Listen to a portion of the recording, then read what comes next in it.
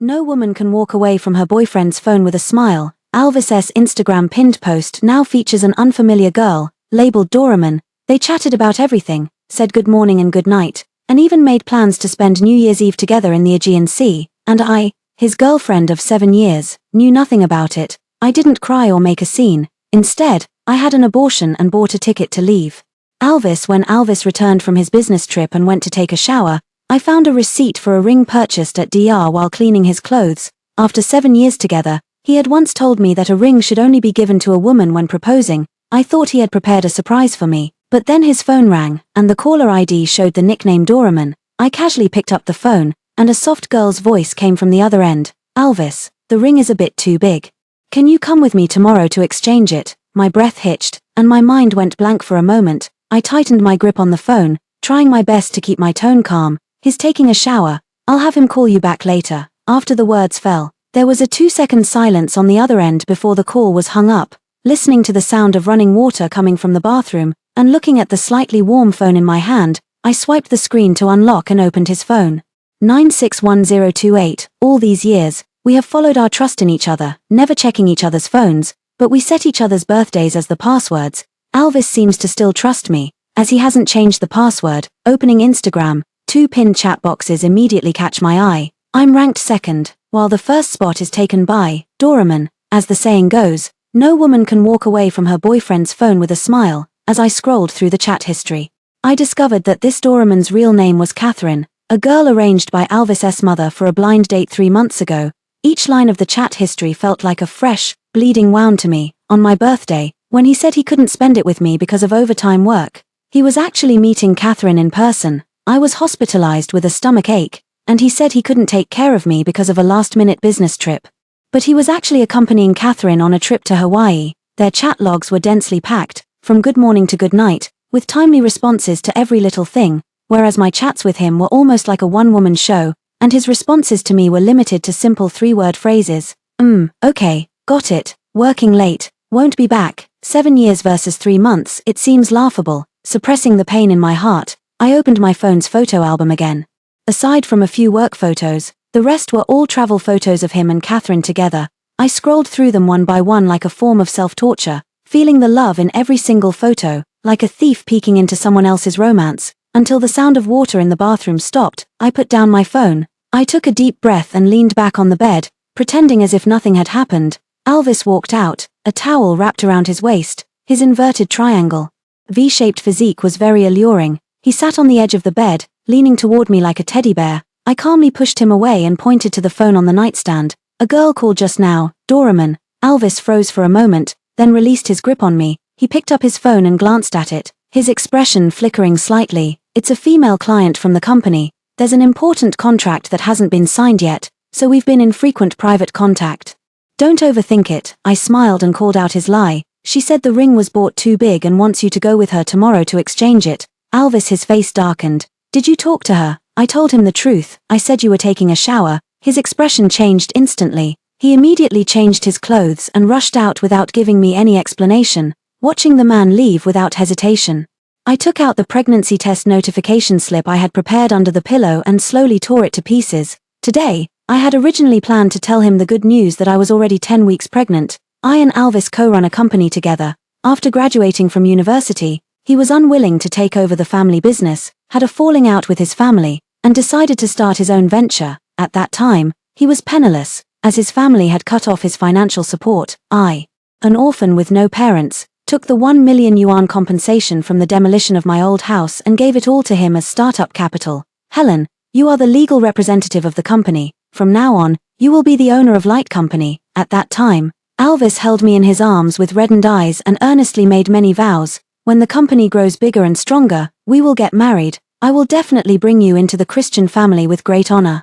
I smiled and politely declined his first suggestion. I don't understand business management. The company should be under your control, so the legal representative should naturally be you. I love him and am willing to give him all my assets for investment. But I am unwilling to bear the commercial risks of the company as a legal representative. Yet 7 years have passed, and the small Light Company has grown into the Light Group, with branches blossoming across every province in the country.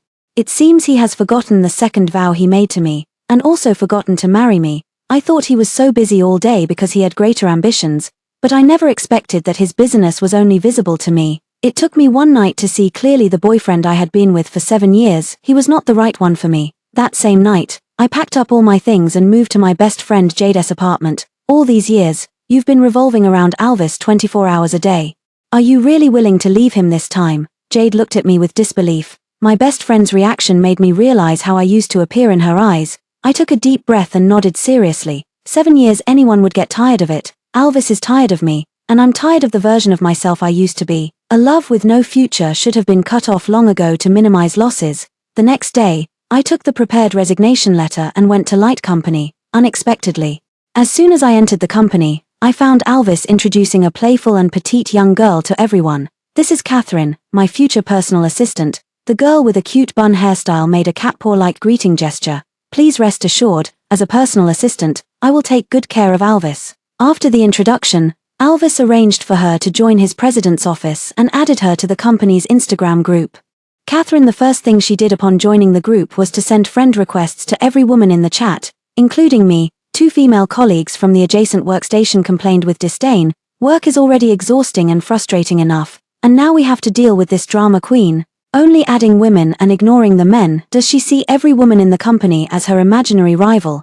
Who knows if she doesn't trust Mr. Alvis, or if she doesn't trust us? How ridiculous. Listening to my colleagues' complaints, I didn't respond but instead opened Catherine's social media feed.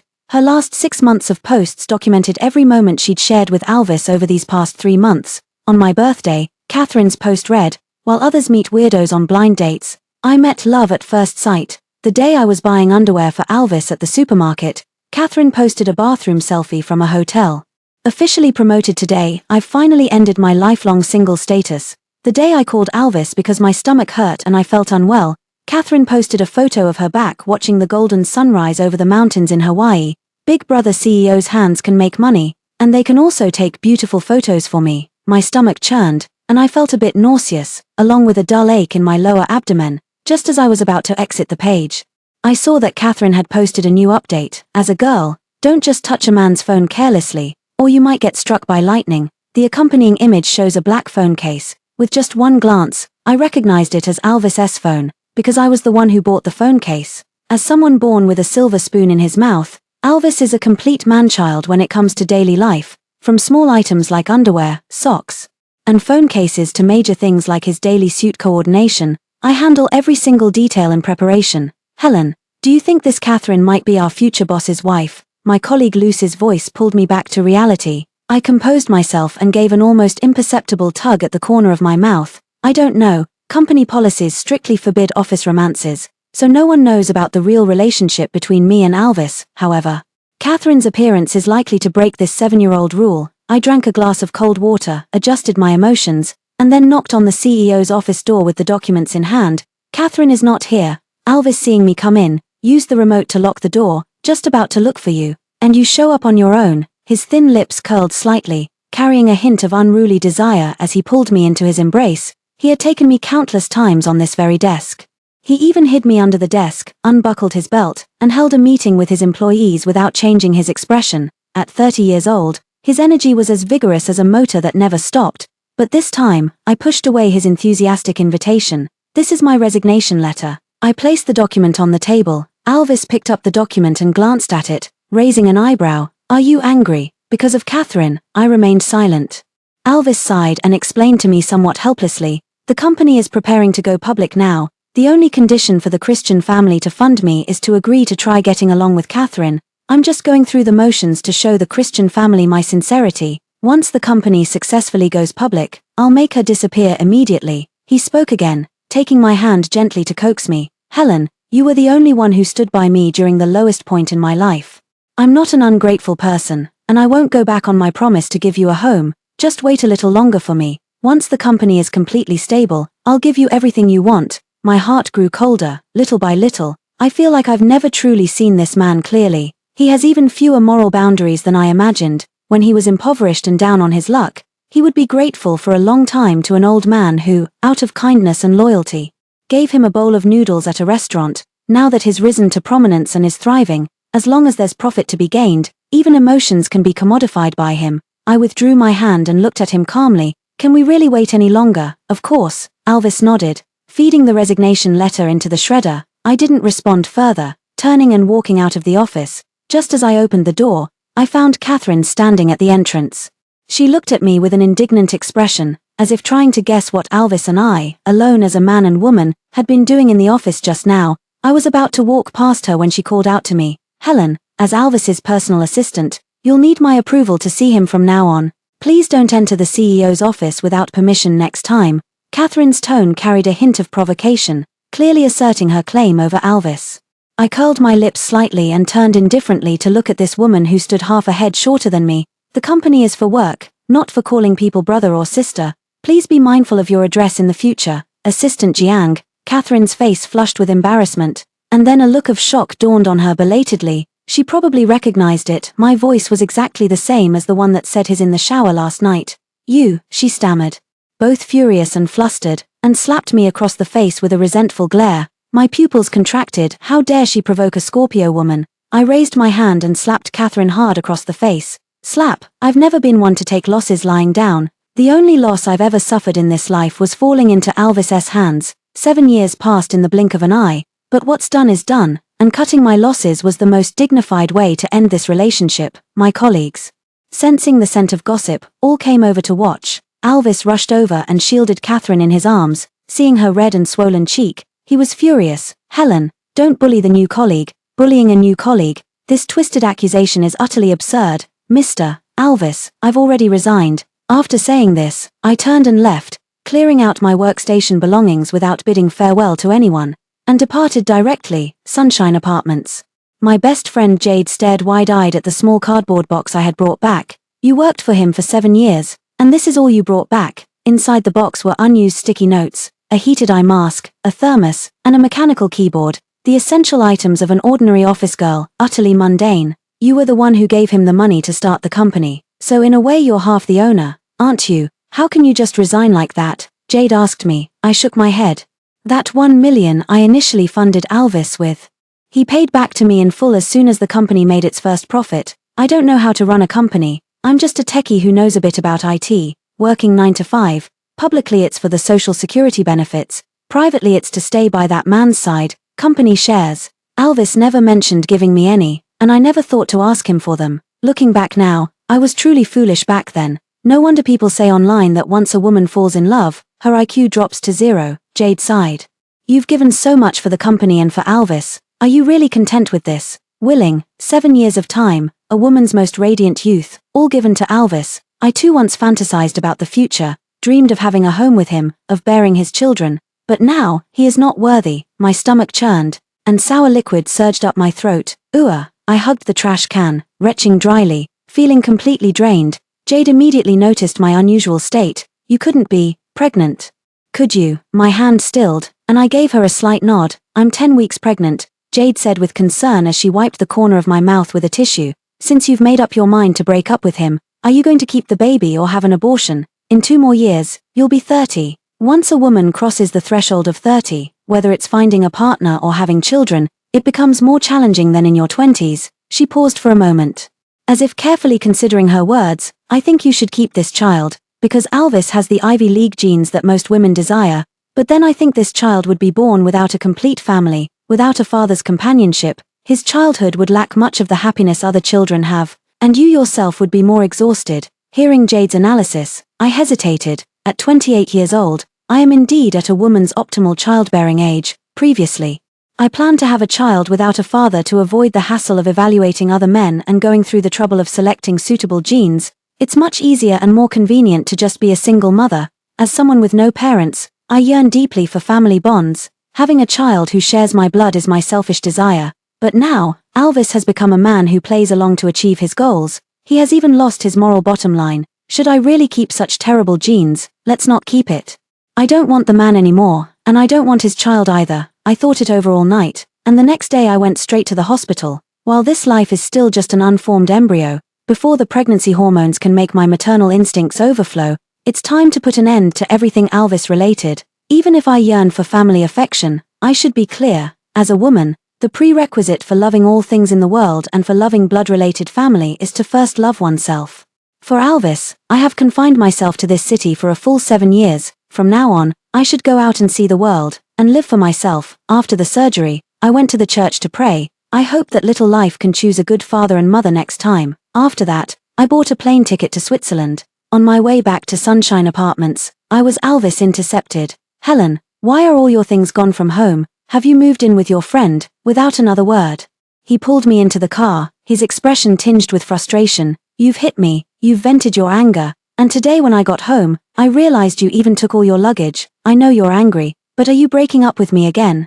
That one word, again, brought back memories of all our arguments and breakups over these past 7 years. Over these years together, he was so busy with his career that he forgot my birthday and our anniversary. I've argued and made a scene, but in the end, I was the one who compromised, because he said he was so busy in order to give me a home. But now, in his effort to give me a home, he's getting all cozy with another woman. How utterly ridiculous. My silence made Alvis think it was a compromise. He held my hand, his tone coaxing. All these years. When have you ever really been willing to leave me? Be good, I'll take you to a newly opened fusion restaurant tonight. We'll have a candlelit dinner. His certainty made me feel emotionally exhausted. Leaves don't turn yellow in a single day, and disappointment doesn't arrive suddenly. Boiling water at 100 doesn't suddenly drop to 0. I suddenly didn't want to directly tell him about my plan to leave. He's so confident that I can't live without him. What would his reaction be when he can no longer find me in this city? A farewell without saying goodbye is the most dignified ending I can give to this relationship. Okay, I agreed to his dinner invitation. Let's just treat it as a farewell dinner. Sophia Restaurant. The evening sunset painted the horizon in fiery red, casting a warm glow on Alvis as well. Alvis ordered a fusion couples set meal and even upgraded to include violin accompaniment to set the mood. When it comes to creating romance, he's a natural. No wonder Catherine fell in love with him at first sight on their very first blind date. I absent-mindedly fiddled with the chopsticks on the table until the waiter brought over a heart-shaped cake. I missed your last birthday. So I'm making it up to you this time, Alvis said with a smile, then lit the candles. Make a wish quickly. Today, any wish of yours will be granted by someone named Alvis. Looking at his sincere expression, he was no different from that ambitious young man from years ago. Thinking of all these things, I clasped my hands together and spoke the wish in my heart. I hope Alvis and Helen both get what they wish for. Alvis smiled and said, in the past few years, your birthday wish has always been for us to be together forever. I nodded calmly and blew out the candles. Almost, I used to hope for a long time with you, but now I only hope to leave you, disappear from your world forever. Waiters began serving dishes one after another. Looking at the cilantro beef stir-fry on the table, along with the fruit salad sprinkled with cilantro bits and the salt and pepper shrimp, I put down my chopsticks, just as I was about to speak. Alvis's phone chimed with an Instagram notification. On the lit-up screen, I immediately saw that the sender of the message was Doraemon. Alvis unlocked his phone to check the message and suddenly stood up. Helen, there's an emergency at the company. I have to rush to handle it. You eat first. I'll come find you later. I watched his flustered appearance and nodded calmly. Go. Alvis strode out of the private room, as urgent as if he might lose something. Alvis, I called out instinctively. The man quickly turned around, looking at me absent-mindedly. What's wrong? I stared at him steadily, pausing for a second before speaking. Be careful. Alvis waved his hand, said nothing, and strode away. It wasn't until his figure disappeared from my sight that I lowered my gaze to the table full of dishes. Alvis, I don't eat cilantro. Back when we cooked at home, cilantro was never added to the dishes. At that time, Alvis still smiled and said, although cilantro is fragrant, since you don't like it, I won't eat it either. From then on, every time we went to a restaurant, he would remind the kitchen not to add cilantro. But today, the entire couple's set meal was seasoned with cilantro as a side ingredient, yet he didn't mind it at all. The love had gone bad, and in fact, there had been signs all along. After leaving the restaurant, the neon lights on the street were dazzling, and the passing vehicles seemed like people returning home at night. The city's skyscrapers were all just cold, lifeless buildings. Only these colorful lights bring a touch of warmth in the deep winter. Buzz. The phone vibrated twice. Alvis sent me a message. Helen, I'm tied up at work and can't get away. I'll have dinner with you tomorrow, I promise. Looking at his long string of words, I calmly exited the chat interface. Alvis, we no longer have tomorrow. At that moment, delicate snowflakes suddenly began to drift down from the sky, swirling and dancing in the air. Instinctively, I reached out my hand to catch them, watching as the crystalline snowflakes melted into mist upon my palm, then vanished without a trace. It's snowing, I whispered softly, taking out my phone to capture the first snowfall in this city in 7 years. Seeing Instagram's notification, I instinctively tapped on it. Catherine posted an update. They say if two people walk together in the first snow, they can grow old together. The accompanying photo showed two shadows, one tall and one short, and two hands clasped together. A fair, delicate hand adorned with a DR classic diamond ring. And a distinctively bony hand with a black mole at the base of the thumb. That was Alvis's hand. He didn't even have time to eat dinner before rushing off to accompany Catherine on a stroll in the first snow. How deeply must one care to carry out this love-themed matchmaking process with such romance? Even more laughable is that while holding his new lover's hand, he still didn't forget to sweet-talk me. The old flame, was it out of love, or guilt? I don't know, nor do I want to delve deeper. Regardless of whether Alvis still has me in his heart, or if that woman has completely taken over, none of it has anything to do with me anymore. The moment I saw the chat history on his phone, the Alvis I loved was already dead. He died in the past 2,562 days. At 11 p.m., I returned to Sunshine Apartments, left a note for Jade who was working the night shift, then dragged my suitcase to the airport. During the wait at the airport, I cleared all photos of Alvis from my phone, blocked him on Instagram, and then deleted Catherine as a friend. After that, I took a photo of the airplane's tail wing against the night sky and posted it on my Moments. Congratulations to myself on being reborn. At 2:30 in the morning, I boarded the plane. My phone buzzed with a vibration. I picked it up and saw it was a call from Alvis. With a heart as calm as still water, I hung up, then pulled the SIM card out of the phone slot and threw it out the window without a trace of nostalgia. On the other side, Alvis accompanied Catherine to admire the first snow, then they went to see a romantic movie together. After leaving the cinema, he checked his phone and saw that Helen hadn't replied to his Instagram message. That woman used to reply to his messages instantly. What was going on this time? Was she angry because he hadn't properly finished the meal with her? Was she deliberately ignoring his message? Alvis was feeling somewhat annoyed. He had already promised to have a candlelit dinner with her tomorrow to make up for it, so if she still wanted to throw a tantrum, that would be her fault. Perhaps after a night, that woman would be able to sort out her emotions. Thinking this way, Alvis drove Catherine back home. Alvis, I don't want to be alone tonight. Catherine extended an invitation to Alvis from the passenger seat, her expression filled with affection. Alvis gently tapped her nose. Haste makes waste. Take it slow. I'll be yours eventually. Catherine pouted. I'm afraid next time I call you, it'll be another woman answering. Alvis paused briefly, then sighed. If you're worried, it means you lack confidence in yourself. Catherine quickly unbuckled her seatbelt and placed her hand on the door lock. Your parents have already accepted me as their daughter-in-law. Why would I have any doubts? Let's continue our date tomorrow. After saying this, she got out of the car, waved her hand, and jogged into the residential complex entrance. Alvis didn't stay long, stepping on the gas and driving away. With this kind of woman, as long as you provide enough emotional value, she won't overthink or ask too many questions. Easier to handle than Helen. Back home, the desolate house lacked any warmth, making him feel empty inside. Every time she came home before, Helen would leave a light on, waiting for him to return, but now, there wasn't a trace of her left in the house. Alvis subconsciously took out his phone, opened Instagram and looked. Helen still hadn't given him any response. Feeling upset and distracted, he put down his phone and went straight to sleep with his head under the covers. At night, he dreamed. Alvis dreamed of Helen walking ahead, with him chasing after her, but no matter how he shouted or chased, that woman never once looked back. Helen, suddenly jolting awake, Alvis was drenched in sweat. He instinctively picked up his phone from the bedside table and glanced at it. Still nothing. The chat page with Helen had no new updates. Recalling the scene from his dream, he still made a compromise and took the initiative to send a message to Helen. Are you up? What would you like to eat tonight? As soon as he clicked send, a striking red exclamation mark appeared before his eyes. The message was sent, but it was blocked by the recipient. Seeing such a prompt, Alvis was stunned.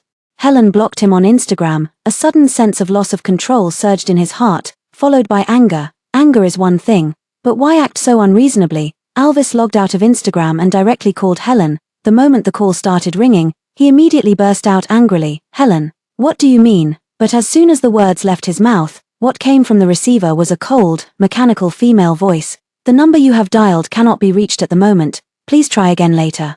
Alvis suddenly felt as if a fishbone was stuck in his throat, the unspoken words piercing his heart like a thorn. He tried calling several more times, but the calls still wouldn't go through. Furious, he immediately drove to Sunshine Apartments. Just as he was about to ask the security guard at the entrance about the situation, Alvis spotted Helen's friend Jade walking out of the complex from a distance. Alvis, what are you doing here? Jade looked at him with a guarded expression, her tone not very friendly. Alvis frowned. Helen, I'm here to see her. Jade was taken aback for a moment, then sneered, you've already broken up. What right do you have to ask me for her now? Alvis said with an impatient expression. Who the hell doesn't have an on and off relationship? She's just messing around. And you're taking it seriously. We had dinner together just last night. Get out of my way. With that, he tried to enter the residential complex. Jade was infuriated by the man's arrogance and audacity, and she blocked the access gate. Alvis, do you think Helen will never leave you? You take her when you want her and discard her when you don't at best. She's just a free caretaker for you, or a dog you can summon at will. Her repeated questioning made Alvis furious. He had already put in considerable effort to appease that woman yesterday, and now he had to endure being scolded by her friend. It was truly endless. His temper flaring, he halted in his tracks and stepped back. Alvis turned his gaze and coldly glared at Jade, enunciating each word deliberately. Fine, let's make a bet on how many days Helen will throw a tantrum this time. I bet she'll come crawling back to me like a dog, begging to get back together. Ha, Jade scoffed with a derisive laugh. It's just a shame you'll never live to see that day. With that said, Jade pushed Alvis away and walked straight out of the residential area. Helen grew up lacking love, so whenever someone showed her even a little affection, she would pour her heart and soul into being good to them. Because of this lack of love, once she decided to let go, she would be more resolute than anyone. In this gamble, Alvis was destined to lose completely, watching Jade's figure gradually disappear. Alvis's anger burned to its peak at that moment. Helen, where could you possibly go without me? You'll come back to me soon enough. Besides me, you have no one left in this world. After leaving Sunshine Apartments, Alvis arrived at the company absent-mindedly, not even noticing when Catherine approached. Alvis, are you still thinking about that old woman Helen? No, why would you think that? Alvis looked up and saw the resentful expression on Catherine's face.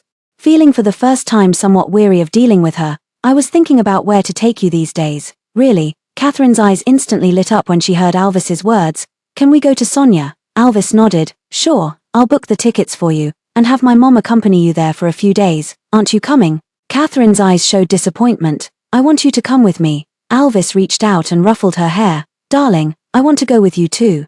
But you know how busy the company has been lately. Catherine lowered her head slightly. Alright, then after we get married, you must spend quality time with me. Alright. Watching Catherine leave, Alvis absent-mindedly stayed at the company until the end of the workday, then immediately returned home. But when he got home, the house was still cold and desolate, without a trace of warmth or life. Helen, he called out involuntarily. In the past, whenever he called out, Helen would immediately appear before him, but today, all that answered him was the echo reverberating around the room.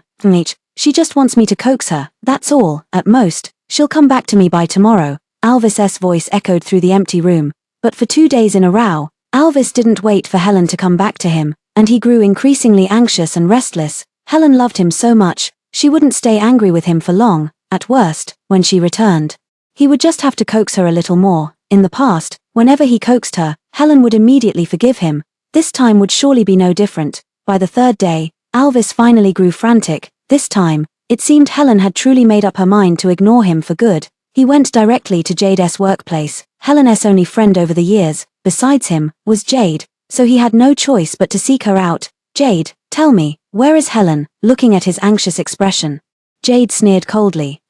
Now you're worried. What were you doing back then? At this moment, Alvis had long lost his former air of superiority. Jade, you're her only friend. You must know how to contact her. Please tell me. Okay. Jade looked at him, her expression changing rapidly. Tell you. So you can torment her again. Alvis, should I remind you that just last week you said Helen would beg you to get back together like a dog? Why are you coming to me now? Jade's words were like a bucket of cold water poured over Alvis's head. Alvis, after 7 years, Helen has already given up on you. At this moment, every moment spent with Helen flooded into Alvis's heart. Disappointed? How could that be? I treated her so well, how could she be disappointed? Alvis's murmurs reached Jade's ears, making her even more disdainful of this man. Think carefully. Have you really been good to her all these years? I still have to work. Until you figure things out, I ask that you don't disturb me again. After saying this, Jade turned and went back to her workstation without looking back. He returned to his empty home with a heart full of disappointment, looking around the room that no longer held Helen's presence. Alvis could never quite figure out what exactly went wrong between him and Helen. It wasn't until Catherine sent a video call that it interrupted his contemplation. Alvis, Auntie and I are back from Sonia. And we brought you a gift. When he saw Catherine's message, he naturally picked up his phone and replied, What gift did you bring? Soon after, Catherine's message came through. Hey, Alvis, I'll tell you tomorrow. It's a secret for now, okay? He finally sent a message back. Soon, very soon. He would receive financial support from Christian's family. As long as he made it through this month, he could break free from Catherine, in the middle of the night, while half asleep. The phone chimed softly a few times. Alvis thought it was a message from Helen, and quickly took out his phone to open it, but it turned out to be a message from Jade. You don't know why Helen is disappointed, do you? Now I'll tell you, this is the reason for her disappointment. Next were the pictures she sent. First were the photos from Alvis's album, and in the middle was a screenshot from Catherine's social media feed. Finally, there was an ultrasound report showing intrauterine early pregnancy, viable embryo. He stared blankly at that ultrasound report, feeling a faint, secret joy in his heart. Helen will come back. She's just angry right now. She'll return once she cools down. But before he could fully relax, Jade sent over a medication abortion informed consent form. Did you know that on the day Helen received that call from Catherine, she had just found out she was pregnant and wanted to tell you the news? She's 28 years old. She's been with you for 7 years. How many 7-year periods does a woman have in her life? Her best years were spent by your side. But what have you given her, Alvis? Disappointment never forms in an instant. It was you who personally strangled the chance for your child to be born. Why? That medication abortion consent form stirred up a storm of emotions in Alvis's heart. He and Helen had conceived a little life not long ago. In just 10 more months, he could have become a father, but he had personally destroyed that opportunity. He didn't want it to be this way. Things shouldn't have unfolded like this. He had clearly explained to Helen that once the company successfully went public, he would make Catherine disappear. Why didn't she believe him? 7 years, he had loved Helen for 7 years. He wanted to give Helen the best life, which is why he agreed to the demands of the Christian family. But this seemed to have become the trigger that pushed Helen away. Thinking of this, he quickly called Jade, but the other end directly blocked him. He slumped powerlessly onto the ground, reading Jade's messages over and over again, and torturing himself over and over again. At night, Alvis tossed and turned in bed, unable to sleep. The dream from the night Helen disappeared and the child he had never met kept surfacing in his mind. He sat quietly looking at that ultrasound report until dawn. He casually washed his face and came to Catherine's door. Alvis, I've missed you so much. Catherine ran over and rushed straight into his arms. Alvis sidestepped, avoiding her embrace. Catherine, after spending these past few days together, I've realized we're not really compatible. Hearing his words, Catherine's face flashed with a trace of panic. But you didn't say that before, Alvis. If there's something I'm not doing well, I can change. Alvis shook his head. It's not that you're not good enough. It's just that I already have someone I like. Is it that old woman Helen? She's so much older. I'm the one who's most suitable for you. Catherine clutched Alvis's sleeve, looking at him with a pitiful expression, her tone as soft as an abandoned kitten. Upon hearing Catherine's words, Alvis slowly pushed her hand away. Catherine, you're a good girl. You should find someone who loves you. Alvis thought it over all night and decided to follow his heart this time. He had already made one mistake, and he couldn't afford to make another. Catherine was an innocent girl. It was his life experience and gentle tenderness that made Catherine fall in love with him at first sight. But this also caused him to lose Helen and their child, watching her hand slowly slip away from him.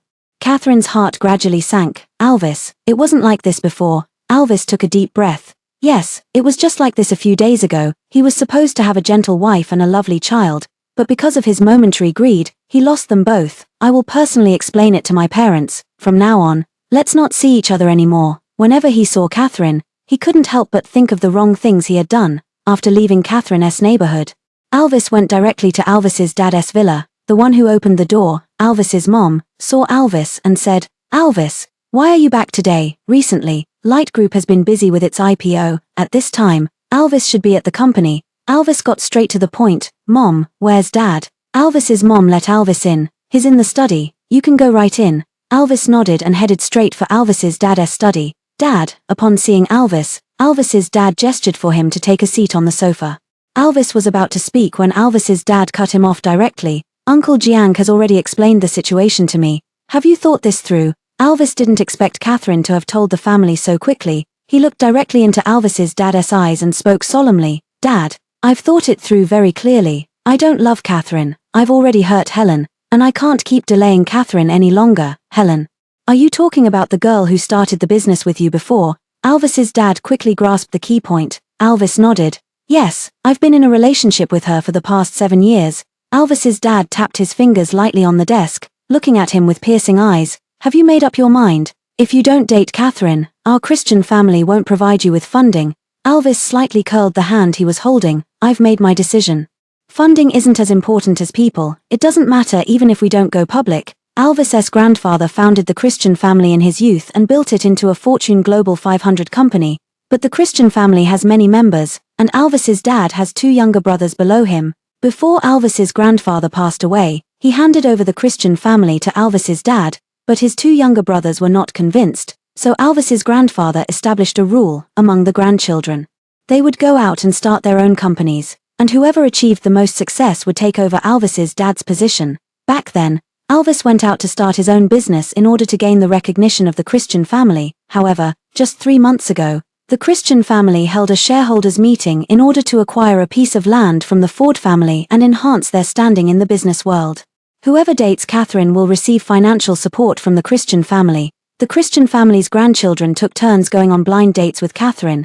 In the end, Catherine took a liking to Alvis. Alvis's dad saw this and showed a slight smile. I'm glad you think that way. We can't lose ourselves for a little money. Helen is a good one. I remember she gave you all the money she had back then to help you start your company. Hearing this, Alvis could hardly believe it. You know all of this. Alvis's dad looked at him meaningfully. You're my son. As your father, of course I have to care about what you do. Alvis, you are my son. Once you've made a decision, you can't regret it, but won't the uncles give you a hard time because of this? Alvis was a bit worried Alvis's dad would have a hard time explaining things to his 2 uncles. What's there to fear? They all wanted to secure that land plot, now that you and Catherine have divided it. They're probably eager to have their own sons take over immediately. When would they have time to make things difficult for me? If you can grow Light Company through your own efforts and eventually take over the Christian family, that would be my greatest pride. Just as he stepped out of the villa gate, he ran into his cousin Duke. Duke emerged from the neighboring villa. Looking at him with a teasing expression. I heard you and Catherine broke up.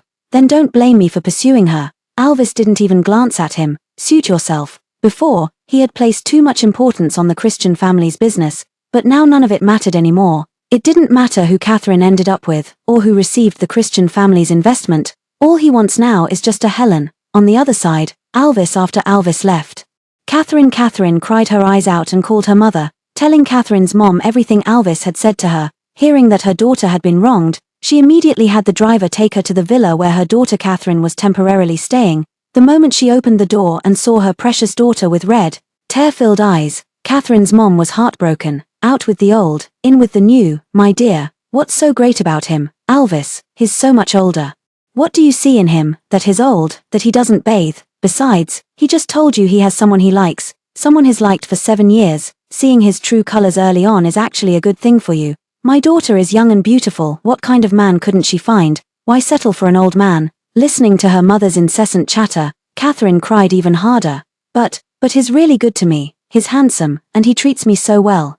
Catherine's mom wiped the tears from her daughter's face. My silly girl, people grow old and love changes, especially since he's only good to you because he wants the investment from Christian's family. Cutting our losses in time is the wisest choice we can make. Mom, this is the first time I've liked someone so much. I just can't let go. Catherine leaned into Catherine's mom's embrace, sobbing uncontrollably. Out with the old, in with the new. There are plenty of fish in the sea.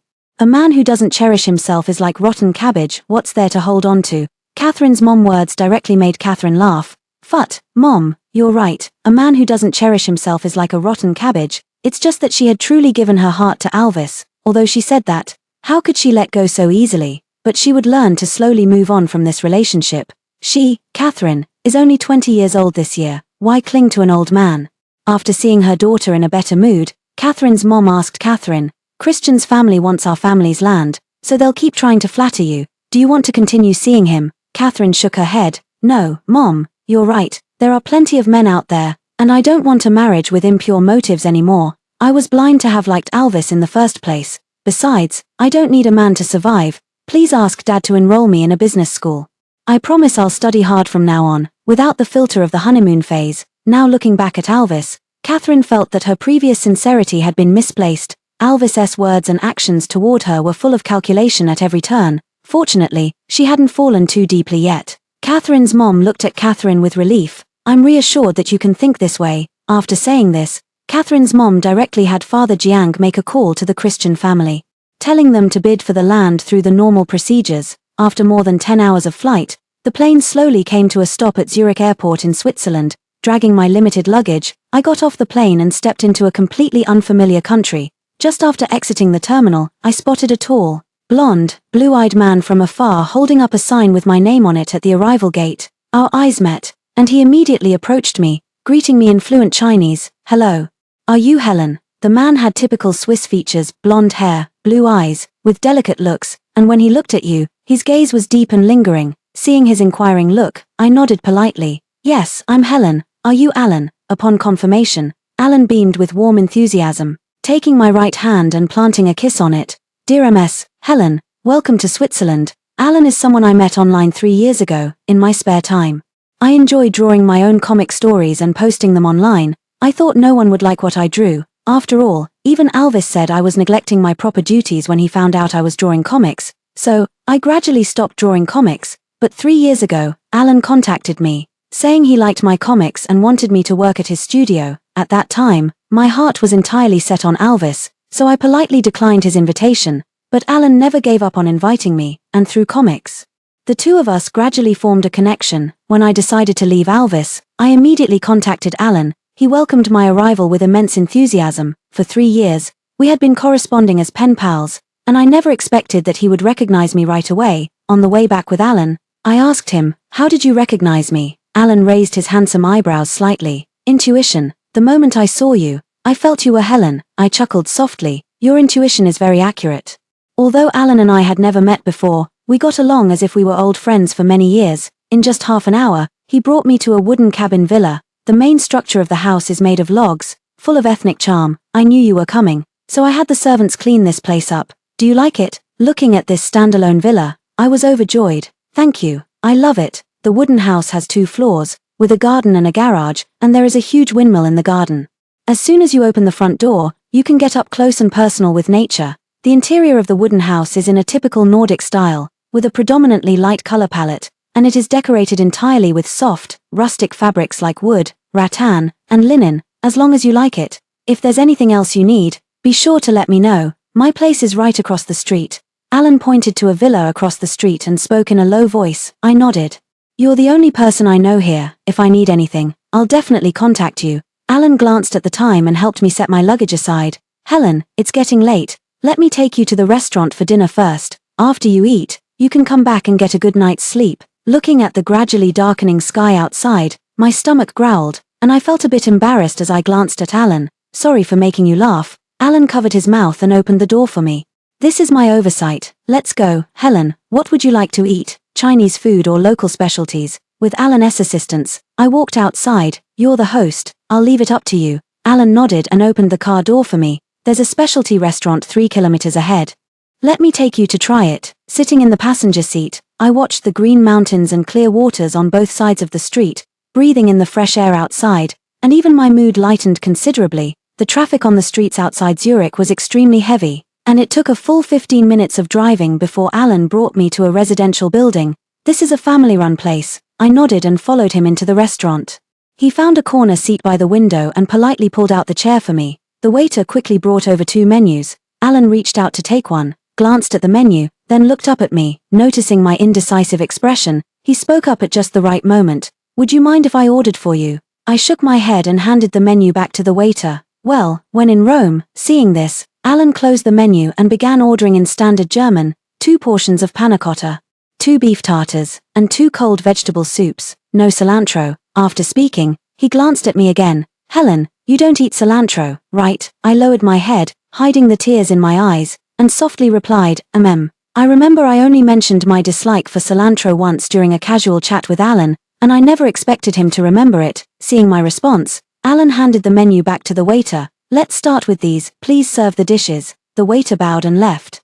Alan noticed my unease and spoke with concern. "Helen, is something troubling you?" I curved my lips, sniffled slightly and said, "Just remembering some old matters. It's nothing. I've long since left Alvis behind. A new life has arrived. I shouldn't be sad over him anymore." Seeing that I didn't want to say much, Alan stood up apologetically. "Helen, please wait here for a moment. I'll be right back." Under my puzzled gaze, Alan stood up and walked out. A short while later, he came back with a red rose and a bowl of ice cream, placing them in front of me. "Helen, I heard that people like to eat sweets when they're unhappy. Try this ice cream, it's strawberry flavored. I hope it can make you happy. Looking at the ice cream in front of me, I pursed my lips. Thank you, I'll accept the rose. But I can't eat this. Alan looked puzzled. Don't all girls like eating ice cream? I gave a bitter smile. I just had an abortion before coming here. Alan paused, moving the ice cream aside. Sorry, let's not have it then. Alan is truly a gentleman. He didn't pry into my past, only sincerely used his understanding to make me happy. The appetizers arrived quickly, with Alan's thoughtful care. I thoroughly enjoyed this meal. Before I left, the boss gave me a small gift. By the time I got home, it was already dark. This is the old part of town, where the evenings are slightly cool and there are many small animals. Alan made a point of reminding me after dropping me off. Helen, remember to close the doors and windows at night, or the squirrels will take over the house. I nodded and, after Alan left, firmly shut the room's door. That night, accompanied by the chirping of insects, I slept extremely comfortably, as if I had returned to my childhood, when my parents were still around. Back then, in the countryside at night, we slept under the open sky, my parents, grandparents, and I, lying on bamboo beds, gazing at the moon above as we enjoyed the cool breeze. The air was filled with the constant chirping of insects. Grandma would gently wave a palm leaf fan, driving away the mosquitoes that buzzed around me. Life back then was so peaceful and beautiful. But later, because of an accident, everything changed. Grandma and Grandpa are gone, Mom and Dad are gone. I am left alone in this world, walking a solitary path. When I woke up again, the sky was already bright, and sunlight streamed in through the window, pouring into the room. I rolled over in bed one more time before getting up to wash up. The flowers in the small garden outside are blooming beautifully, and a butterfly is resting on them. Watching this scene, I squinted slightly at the corners of my eyes. How wonderful. Everything is a new beginning. Just after washing up, Alan came in with a young woman. Helen, I saw you were up, so I brought my sister Fiona over. She's a doctor, I hope you don't mind her coming to check on you. I looked at the blonde beauty in front of me and, knowing she was worried about me, shook my head. Thank you, I don't mind. Fiona saw me and her eyes instantly lit up. Alan, is this Helen? She's so beautiful. As she spoke, Fiona fluttered her big eyes at me. Helen, hello, my name is Fiona, nice to meet you. Seeing her enthusiastic demeanor, I instantly broke into a smile. Hello, just as I was about to extend my hand, she directly opened her arms and greeted me with a kiss on the cheek. I stood there awkwardly, feeling a bit at a loss. I looked toward Alan for help, and he shrugged, pulling Fiona away from me. Sister, you'll scare her like that. Hearing this, Fiona took half a step back. Helen, I'm sorry, I just like you so much. Please don't blame me. I shook my head. It's fine. I know you meant no harm. Alan took out a handbag and gave me a carton of milk and a sandwich from it. I made this in the morning. Help yourself to some. After you finish, let Fiona know, and I'll go out to buy some more food for you. I reached out and took the sandwich and milk, thanking Alan. I hadn't expected Alan to be so thoughtful, even preparing breakfast for me. The fridge at home was empty. If Alan hadn't come, I was just about to go next door to find him and ask him to take me grocery shopping. After eating, Fiona took out the prepared equipment and gave me a full body checkup. After the results came out, she turned to look at Alan. Alan, Helen only has a slight case of anemia, but they emphasize postpartum confinement. These next few days, you should stay home and take good care of her. I'll prescribe some more medicine, make sure you give it to her on time. After saying this, Fiona quickly wrote down 2 drug names, then handed the paper to Alan. Helen, your current physical condition is good, but you need to rest in bed after the surgery. These next few days, just rest well in bed and let Alan handle things. I nodded and thanked her. Thank you. Fiona waved her hand at me. We're friends. No need for thanks. I still have to go to work, so I'll head off now. If you feel any discomfort, just tell Alan. Alan, seeing that Fiona had left, immediately shooed me back to bed. Helen, you should go back to bed and rest. If it weren't for my sister telling me you need to stay in bed, I wouldn't have known about your condition. Alan said with some frustration. I actually let you get exposed to the cold wind. I'm such an idiot. Seeing him like this, I couldn't help but laugh. I'm not that delicate. It's just a miscarriage. It's fine. How could it be fine? I just looked it up. Taking proper care after a miscarriage is really important.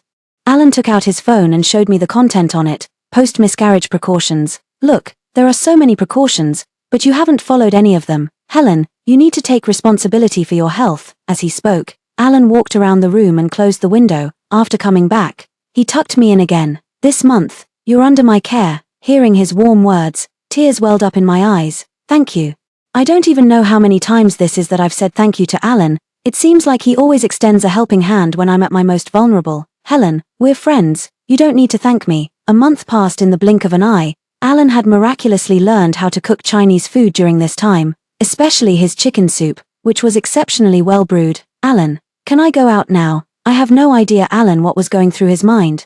But he really followed what the search engine said and made me complete a full month of postpartum confinement, except for when I got out of bed to move around. He never allowed me to step out of the room. No, Helen, I need to have Fiona come over and check on you, Alan said, calling Fiona on the phone. Fiona, it's been a month. Come over and see if Helen can leave the room now. Through the phone, I directly heard Fiona's curse words. Alan, I just checked Helen yesterday. She's recovering very well. Don't be so overly cautious. Helen isn't a porcelain doll. Alan put down the phone resentfully, looking at me with a somewhat wronged expression. I should be able to go out now, right? Seeing Alan like this, I smiled helplessly at him. Alan, I've told you many times, I'm not that delicate, but still, thank you for this past month. Although Alan told me not to thank him anymore, I still felt I had to say it. Over the past month, he has done things for me that many others couldn't. Even during the 2 years when Alvis and I were most in love, he never cared for me as attentively as Alan does. Helen, I've already told you, we're just friends. I waved my hand. This is the last time I'll mention it. Let's go, take me out for a walk. It's been a month since I came to Zurich, and I've only been out once. Lately, I've just been staying in my room. You've been taking care of me for a month. It's about time I do something for you. Take me to the supermarket to buy some ingredients, and invite Fiona along. Let me show you my cooking skills tonight. In the past, to take care of Alvis, I developed excellent cooking skills, but in recent years, he's been coming home later and later, and even when he comes back early, he doesn't eat at home, so I've been cooking less and less. After freeloading off Alan for a month, I felt like cooking myself.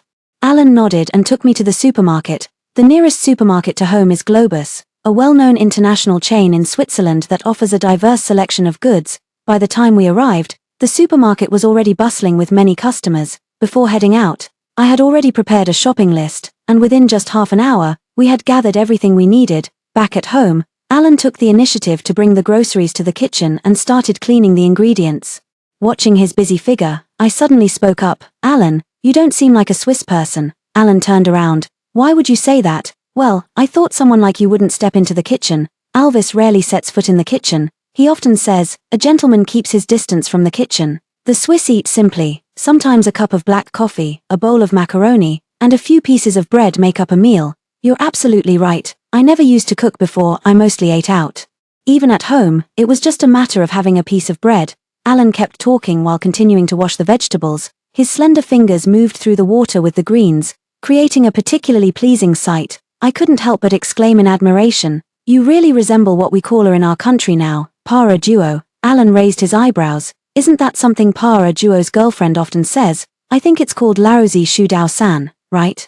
You actually know about that. I was just randomly sighing, never expecting Alan to be familiar with it. Alan picked up a hand towel nearby to dry his hands, looking somewhat helpless. Helen, how should we handle this chicken? Just clean it like we did for the soup last time. Alan lifted the freshly bought chicken and asked me. I shook my head, clearing my mind of all those random thoughts, and stood up. No need, I'll handle it. The other dishes too, leave them all to me. Alan's soup may be well simmered, but his knife skills are truly lacking. Hearing me say this, he placed the chicken aside, took off his apron, and put it on me. Then I'll leave it here. I nodded, chopped the chicken into small pieces, and prepared the other ingredients, setting them aside for later use. I estimated the time and waited until Fiona had left the hospital for 10 minutes before turning on the stove. This way, by the time she got home, all the dishes would be ready to serve. Sure enough, just as the dishes were placed on the table, the doorbell rang from outside. Alan opened the door, and sure enough, it was Fiona. It smells so good. Helen, what did you make? I served the rice and placed it in front of them. Just some home-style dishes. Give them a try. Everyone has different tastes. So I wasn't sure if they'd be used to the food. Alright, it smells delicious just from the aroma, Fiona said, then picked up her chopsticks ready to help herself to the dishes. However, as soon as the chopsticks reached the bowl, they were flung out. She looked at me with slight embarrassment. Helen, I don't know how to use chopsticks. Then let me teach you. I walked over, picked up the chopsticks from the floor, washed them clean in the kitchen, and placed them in her hand, before holding the chopsticks. First align the tips of the two chopsticks, then gently hold them with your thumb, index finger, and middle finger. As I spoke, I demonstrated. It's very simple. Give it a try. Then, I picked up a cola chicken wing and placed it in her bowl. Fiona tried several times before finally managing to pick up the chicken wing from the bowl with her chopsticks. Helen, look, is this right? Seeing her delighted expression, I didn't hold back my praise. Yes, that's exactly right. Alan also gave her a thumbs up. Fiona, you're learning fast. Chinese food only feels meaningful when eaten with chopsticks. It's really delicious. Fiona quickly finished a chicken wing, then she clumsily tried to pick up other dishes from the dining table. At this moment, listening to their praises, I felt that my cooking skills hadn't been learned in vain. Since it's delicious, have more. As I spoke, I began introducing the names of these dishes to them. Helen, your skills are much better than Alan's. Fiona looked at Alan with disdain, not forgetting to put him down with her words. I looked at the siblings with amusement. Fiona, Alan is already quite impressive. In just a month, he's managed to make such delicious soup. I feel ashamed of my own skills in comparison. My cooking skills were honed over these past 7 years, day after day, but Alan seems to be a natural-born chef. I only taught him for a few days. Yet he was able to grasp the broader principles. Just keep praising him. Look, his tail is already sticking up. Fiona looked at Alan's smug expression and gave him the middle finger. The meal ended amidst all the noise. The two of them helped me clean up the dining table before reluctantly leaving. Before they left, Fiona also invited me. Helen, can I come over for another meal next time? I really liked this blonde girl and nodded with a smile. You're more than welcome. Early the next morning, I followed Alan to the comic studio located in Zurich's new district. Looking at the magnificent building in front of me, I couldn't help but exclaim, Alan, this is the small studio you were talking about. You should know that Zurich is the political, economic, cultural, and transportation center of Switzerland, as well as the wealthiest city in all of Europe. And yet, his studio actually occupies an entire building in this location. This place is relatively small compared to other studios. Alan brought me inside and gathered over 20 key personnel. This is our new colleague. From now on, she will be responsible for comic review. After introducing the main members, Alan finally brought me to my office. This is your office, Helen. If there's anything you don't understand in the future, just come ask me. I'll be right across from you. I nodded, then stepped into the office with some trepidation. Looking at the work badge on my desk with my title written on it, head of the manga department, Helen, for a moment, I couldn't snap back to reality. Back at Light Group, I was just an ordinary programmer. But here in this land of gold that is Zurich, I've suddenly become the head of the manga department, which makes me incredibly anxious. Alan seemed to notice my unease, stopping his steps as he entered the office, his beautiful green eyes fixed intently on me. Helen, don't be afraid. I've come to understand your abilities over the past 3 years, and you are fully capable of handling this position. It's just that you haven't had experience in this area before, so you're not familiar with it yet. We'll take it slow, I can teach you. Looking into Alan's confident eyes, I felt the unease within me lessen considerably. He seemed to know I was about to say thank you again and quickly cut me off. Helen, believe in yourself. I'm a businessman. I don't do things that would make me lose money. This was the first time someone told me I could do it. Under his gaze, I abruptly changed the thank you that was about to leave my lips into a simple okay. Alan. After Alan left, the assistant brought me a large stack of materials and relayed a message to me. Alan said you should read through all these materials, and if there's anything you don't understand, just ask him. I took the materials and began reading through them bit by bit. To my surprise, all of these were materials that Alan had compiled for me. The more I watched, the more my confidence slowly grew, and the more grateful I became towards Alan. In the past, I only ever knew how to revolve around Alvis, and now, I finally understand that there has never been only one Alvis in the world. A woman should live for herself. After arriving here, as time passed, my work became smoother and smoother. My smiles gradually increased as well. Staying away from Alvis was the most correct choice I ever made. By the 3rd year in Switzerland, all my feelings for Alvis had completely faded away. Through my daily interactions with Alan, I gradually developed feelings for him. Over these 3 years, aside from Jade occasionally updating me about Alvis's current situation, I thought I would never see him again in this lifetime. I never expected him to come looking for me in Zurich 3 years after I left him. That day, before Alan and I even got out of the car after work, we saw Alvis waiting at the doorstep. It had been 3 years since we last met, and Alvis had changed a lot. He had lost a significant amount of weight, but his eyes remained as sharp and piercing as ever. Seeing me get out of the car, he hurried over. Helen, I've been searching for you for so long. In our 7-year relationship, aside from the initial honeymoon phase, it seems we've never been this tense before. He tried to hold my hand, but I directly avoided it. What do you want from me? What's in the past is in the past. Helen, I love you. Let's get married, Alvis said, taking out a DR diamond ring and kneeling on one knee to present it to me. looking at this diamond ring I had always wanted.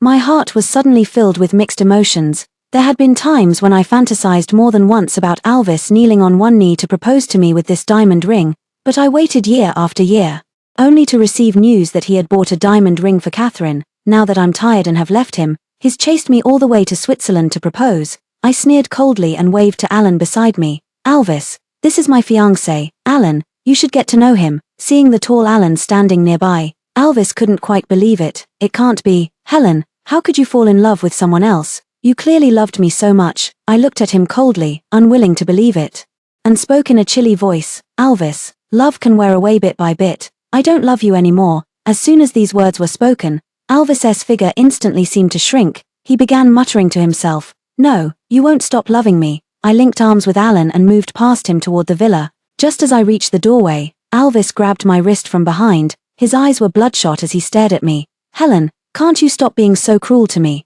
I finally found you after searching for so long. I was about to break free from him when Alan gently patted my back and moved Alvis's hand away from my wrist. Mr. Alvis, if you're still a man, don't bother Helen anymore. If I remember correctly, you're already engaged to a girl named Catherine. Hearing the name Catherine, Alvis staggered slightly. Helen, I can explain. I don't love her at all. It's always been you that I love. Hearing his words, I could only find it laughable. Alvis, it's too late. No matter who you love, it doesn't matter anymore. When you repeatedly hurt me for Catherine, our fate came to an end. Over these 7 years, I gave my whole heart to Alvis, but in the end, he trampled that sincere heart under his feet over and over again. Hearing my words, Alvis's eyes grew even redder. Helen, I thought you would understand me. Everything I did was to give you a better life. Only after the company goes public can I give you a grand wedding. But after you left, I realized that everything I did was wrong. Helen, can you forgive me? I looked at him. My heart remained completely unmoved. Everything you've done has already happened. The rift between us has formed, and I can't pretend like nothing occurred. This is for my own sake. And for the child of mine who has yet to be born. Alvis, please don't come looking for me anymore. There are no second chances in this world, and I could never forgive someone who has hurt me. After saying that, I walked into the villa without looking back. Alan said something to Alvis, who took one last look in the direction of the villa before slowly walking away. Shortly after, Alan came in. He opened his arms and gently embraced me. Helen, leaving him was the right choice. Alvis is not the right man for you. I gently rested my head on his shoulder, my voice muffled. Yes, it's a pity it took me 7 years to realize it. Alan kissed my forehead. There's a saying that when one door closes, another opens. I am your new beginning. Helen, I will love you forever. Alan tells me every day, Helen, I love you. But today is the first time he has said to me, Helen, I will love you forever. I stepped out of his embrace, looked into his eyes, and spoke solemnly. Alan, don't tell me forever. I don't believe in forever. Once, Alvis also told me that he would love me forever and take care of me forever, but he broke his promise. Loving me might have been real, but what he loved more was money and power. But that kind of love is not what I want, Alan. The forever I want is wholehearted devotion. If one day I am no longer your one and only, you must tell me right away. I won't make things difficult for you. From my 7-year relationship with Alvis, I learned to let go. Things that can be easily lost are not worth keeping. Upon hearing my words, Alan paused for a moment, then gently kissed away the tear stains on my face. Helen, don't question my love for you. If you're still worried, we can go register in Malta, Andorra, the Philippines, or Ireland. Over these past 3 years, Alan has truly been devoted to me. He has done everything for me that Alvis couldn't. Looking into his sincere eyes, I softly said okay to him. Yes, time will tell everything. How could I be so fearful just because I was hurt once by Alvis? If Alan changes his heart, I can simply leave him just like I left Alvis. In the evening, I sent a message to Jade. Today Alvis came to Switzerland. Within just a minute of sending the message, Jade's call came through. Helen, he actually found you. I softly responded with Does he still want you to forgive him? Yes, I replied softly to her. How dare he? Does he not know what terrible things he's done? Where does he get the nerve to ask for your forgiveness? Jade's voice came through the receiver, and even though it was distorted, I could hear the thick anger in her tone. I'm not even angry. So why are you? After 3 years, seeing Alvis again and recalling the past, aside from the initial discomfort, honestly I wasn't that angry. Apart from that initial bit of discomfort, there really wasn't anything more. Helen, I feel it's unfair to you. You had a 7-year relationship with him and even carried his child, but what about him? What has he done? For a little money, he sold himself out and abandoned you. Now 3 years have passed, and he comes back begging for your forgiveness. Don't you think that's ridiculous? I held my phone, watching Alan busily working in the kitchen, and couldn't help but smile. That's all in the past. If it weren't for him, I wouldn't have met Alan today, at least for now. Alan is a qualified boyfriend. At home, he can cook for me. At work, he helps me build confidence, and emotionally, he gives me enough respect. Helen, the way you're flaunting your relationship gives me goosebumps all over. But Alan is really good to you. Maybe you two can have a mixed race baby. And I can even be the godmother. After hanging up the phone, Alan placed the last dish on the table. Helen, come and eat. I put down my phone and sat at the table with him. Accepting the bowl of rice he handed me, memories of meeting Alan flashed through my mind. 3 years of online connection, 3 years together in Switzerland, 6 years of understanding. He had long since entered my heart, especially on the day I agreed to be his girlfriend. The joy on his face has been lingering in my mind ever since. At this moment, I suddenly wanted to build a home with him. Alan, let's get married tomorrow. Hearing this, Alan immediately put down what he was doing, walked over to me, and crouched down to look at me. Helen, are you serious? You're finally willing to marry me? I nodded, looked into his blue eyes, and reached out to cup his face. Alan, let's get married tomorrow. It was also Alvis coming here, and Jade's phone call that made me completely determined. I'm 31 this year, and I've always wanted a child before, but because of Alvis, I had an abortion. Now, perhaps he can still come back. I gently stroked my flat abdomen. Alan, let's get married, have a lovely baby, and live happily together. After a few minutes, Alan finally confirmed that I was serious. The corners of his mouth instantly lifted into a smile. He suddenly embraced me and spun me around in the air 2 or 3 times. Helen, thank you, my love. After setting me down, Alan looked at me seriously. Where are we going to register? Malta, Andorra, the Philippines, or Ireland? I held his hand and said, I don't want to go to any of those places.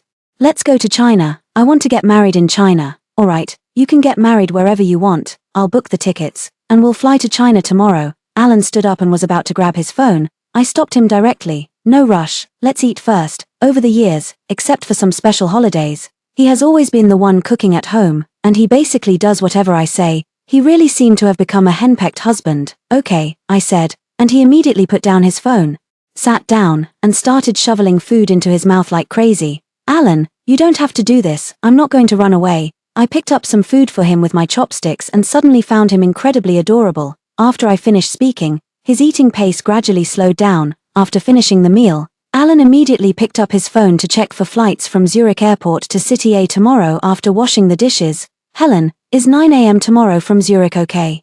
Seeing the excited expression on his face, I didn't want to dampen his enthusiasm. The night passed without incident. Early in the morning, I was Alan dragged onto a flight to City A.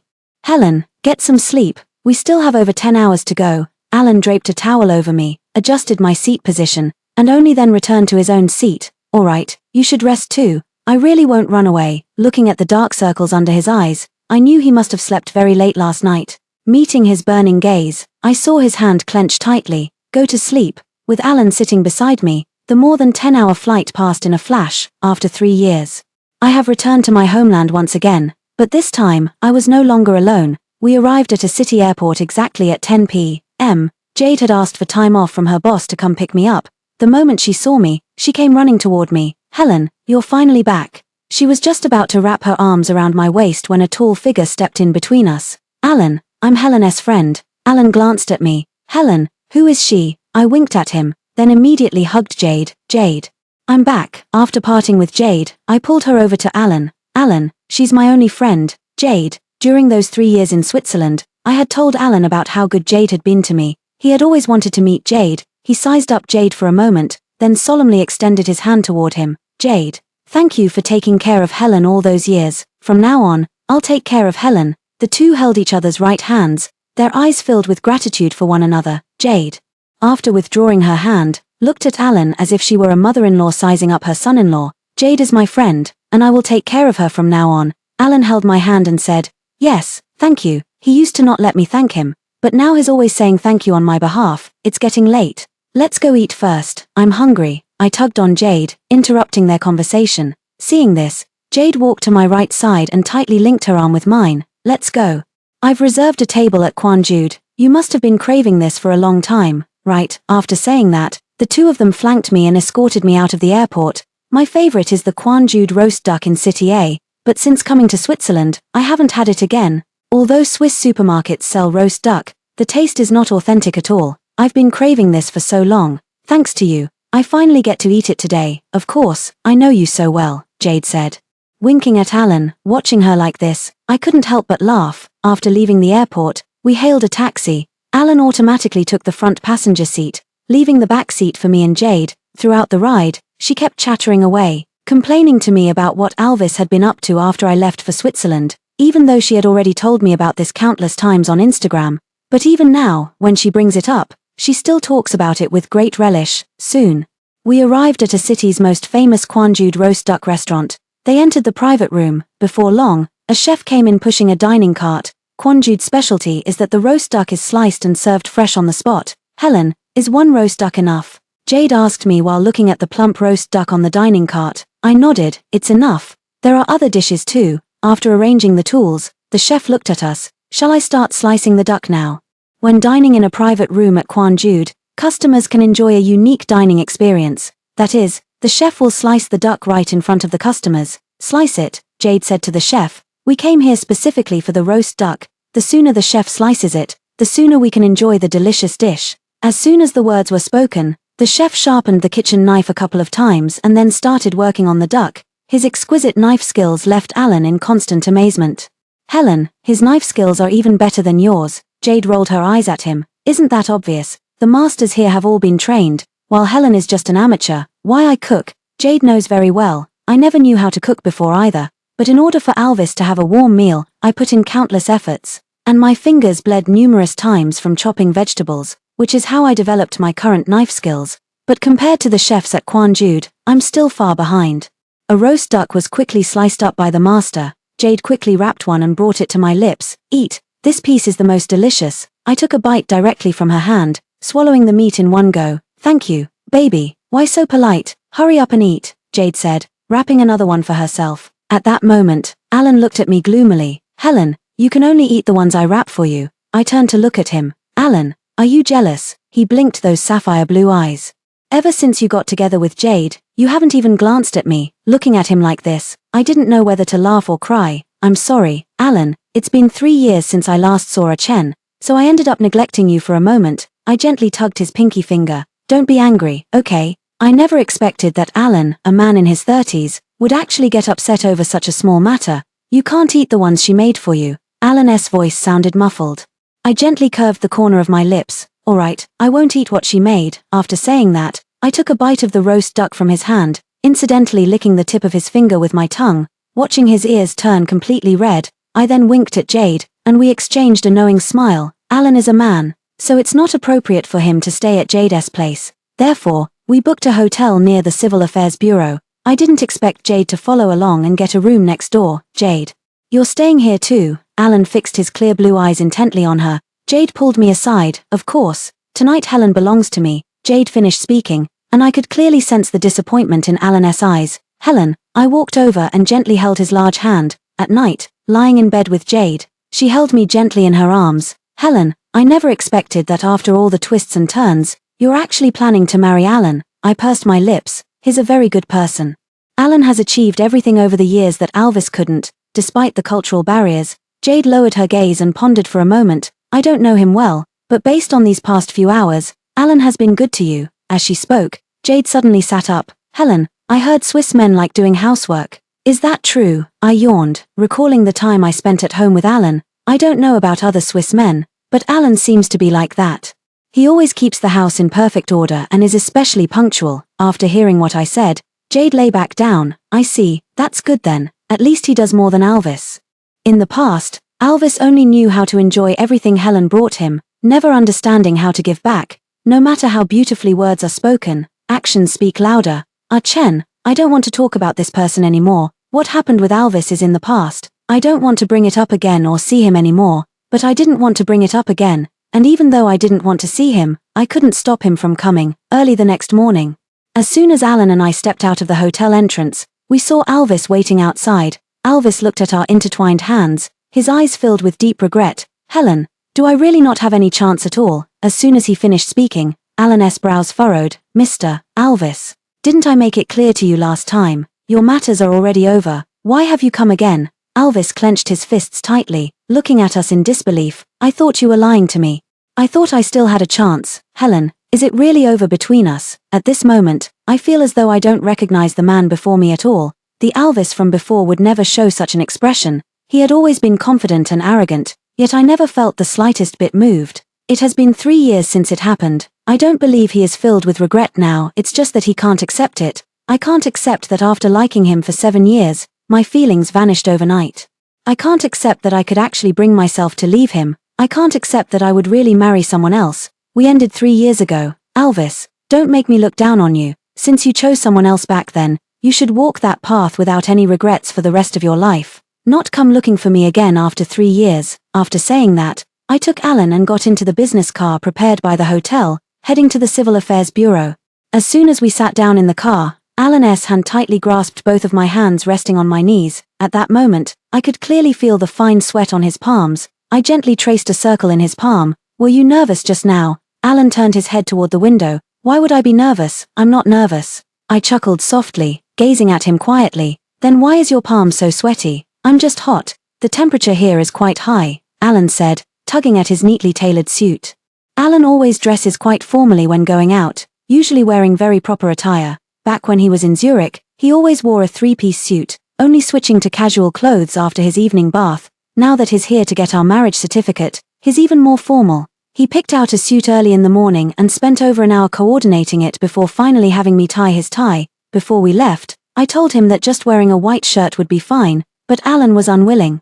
He said, Helen, I'm going to get our marriage license with you later. I want to be the most handsome groom. I looked at him like this and found it somewhat amusing, so I said to him, Alan, this is just for getting the marriage license, not the wedding. You just need to dress neatly. It's very hot outside. You'll sweat in a suit. However, he simply wouldn't listen. No, even if it's just for the license, I want to come in my best state. This was the first time Alan had disobeyed me.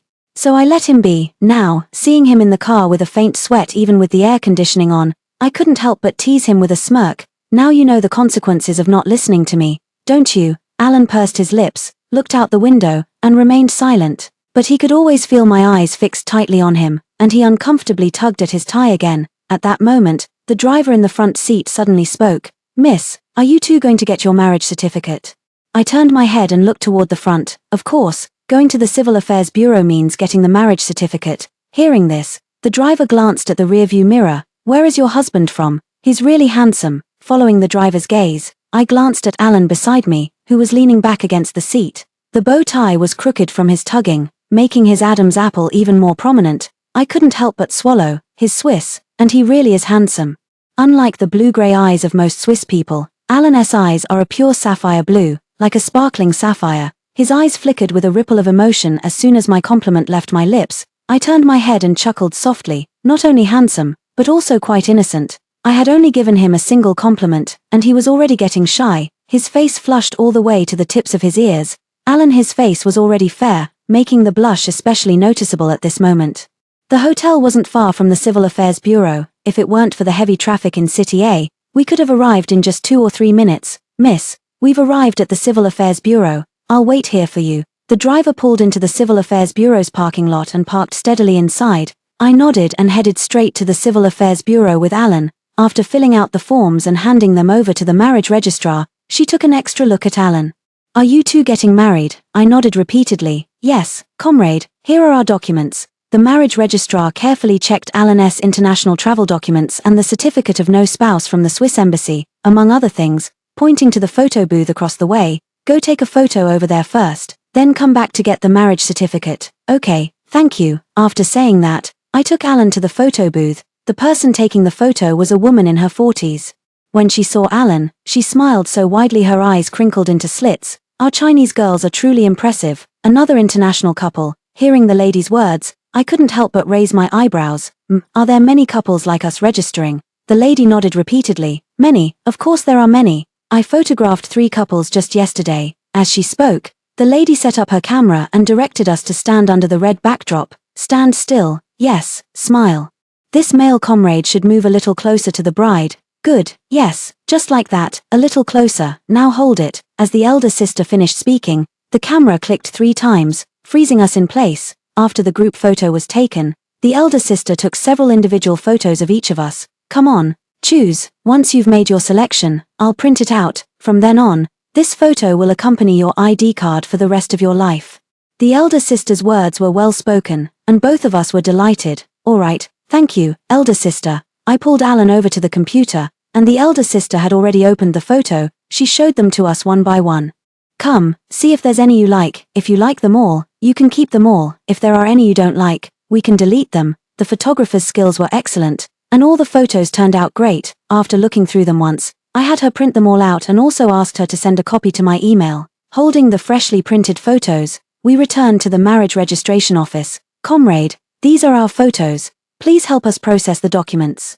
The marriage registrar took the photos, carefully comparing the appearances with the photos on the documents, and then proceeded to fill out the forms one by one. After Alan and I signed a few more documents, she finally took out 2 red booklets, stamped them with the special marriage registration steel seal, and handed them to us. "Congratulations, wishing you a lifetime of happiness." Holding the warm red booklet, I walked out of the Civil Affairs Bureau with Alan. From then on, there was another man by my side. Alan held his marriage certificate in his hand, his mind wandering. "Helen, are we legally married now?" I gently held his arm. "Yes, Alan, our marriage certificate is recognized in every country. You can't run away now." After I finished speaking, Alan's eyes sparkled brightly as he gave me a big hug. "No, Helen, I would never run away. I'm just a bit overwhelmed. You will be my one and only love." Seeing his earnest expression, I returned his big hug. "Alan, please guide me through the rest of our lives." Back in the business car, the driver looked at the red booklets in our hands and felt happy for us too. "Are we heading back to the hotel now?" I shook my head. "No, driver, please take us to Hongluo Temple." Hongluo Temple is a Buddhist sacred site in City A, and is the choice of most newlywed couples in City A. They come here to make beautiful wishes for love, and I also want to bring Alan along. Hongluo Temple is often said to be as renowned as Putuo in the south and Hongluo in the north, and it is the birthplace of Buddhism in northern China. The scenery here is exceptionally beautiful, making it a sacred place where most young women come to pray for love. "It's so beautiful here," Alan couldn't help but exclaim as soon as he stepped into Hongluo Temple. Of course, this place was originally built during the Eastern Jin dynasty, with a history of 1600 years to date. It was already a site for royal prayers during the Qing dynasty. As I spoke, I took Alan's hand and had him stand on my left. Men on the left, women on the right. Sincerity brings blessings. We followed the route and walked into the imperial bamboo grove and the red snail pond. Arriving in front of the Hall of Heavenly Kings, I softly said to Alan, after receiving the incense, "We'll bow toward the 4 directions clockwise, praying that we'll love each other forever." In the past, I had hoped more than once Alvis would accompany me to visit Hongluo Temple, but each time, he declined, citing work being too busy and the temple being too crowded. Now that I'm here, I realize that although Hongluo Temple is indeed crowded, everyone moves in an orderly fashion, and it doesn't feel congested at all. "All right, I will pray sincerely." Alan spoke softly, receiving incense with me and learning from the crowd how to offer prayers and pay respects with incense. I watched his devout expression, closed my eyes as well, and prayed with a peaceful heart. How fortunate I am to have met Alan after leaving Alvis. From now on, may we walk hand in hand through life, spending the rest of our days together. After paying respects here, we went to the main hall and the Hall of the 3 Saints. At each temple, we offered our devout prayers, especially when passing by the Hongluo Temple Business Hall. Each of us bought a wishing ribbon, signed our names, and hung them on the ancient male and female trees at the entrance. Afterward, we went to the Guanyin Temple, where there were 33 statues of Guanyin along the way. The travel guides all say that the Guanyin statues here are particularly effective for praying for children, so I took Alan and pleaded all the way, hoping the child from 3 years ago would return. He could exchange his flesh and blood to return to my womb, change fathers, and he would have the best father and mother in the world. After walking all the way, by the time we left Hongluo Temple, I felt like my entire legs no longer belonged to me. I had called the driver before coming down the mountain, but there were too many vehicles at Hongluo Temple. At this hour, it was impossible to find a parking spot, so he parked the car in another lot. It's still a 10-minute walk from here, but I was just too exhausted. Alan saw me like this and crouched down. "Helen, come on up, I'll carry you on my back. We're already out of Hongluo Temple, so you can get on now." At Hongluo Temple, my energy was already nearly depleted, but to show my sincerity, I resolutely refused every time Alan offered to carry me. Now that we had left the temple, seeing him extend the invitation again, I asked hesitantly, "You must be tired too." Alan smiled. "I'm fine, I can still manage. Look, your feet are already blistered." When we set out, We had already planned to visit Hongluo Temple, so I wore a pair of comfortable shoes, but even so, I still ended up with blisters on my feet. Hearing Alan say that, I didn't say anything more and immediately climbed onto his broad back. Alright, let's go. Leaning on Alan's back, I could feel the powerful heartbeat from his left atrium. At this moment, I suddenly felt a bit shy.